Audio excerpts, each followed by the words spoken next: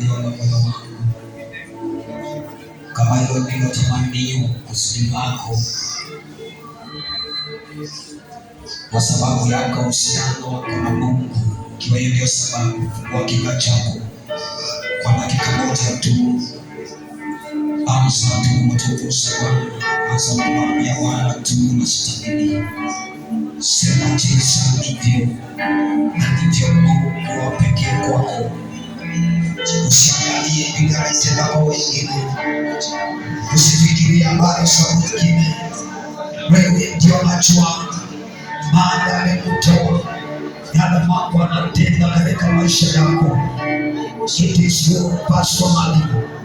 You can experience that power.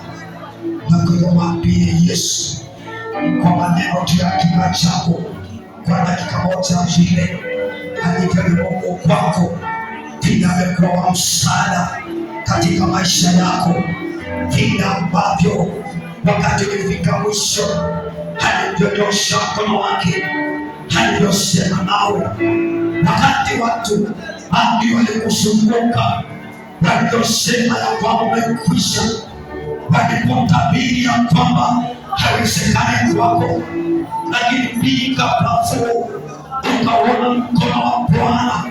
Hawezi ukanyamazia hili, ametuana sana. Nalibariki jina lako Yesu na kuabudu kwa sababu unastahili. Peke yako ndio umenipigania. Baada ya mpango umetoka, amekutoa. Peke yako ndio unajua. Uko na sababu ya kupaza sauti yako na kumwambia asante, kulitukuza jina lake na kuliadhimisha jina hili, maana ni jina ambalo kwako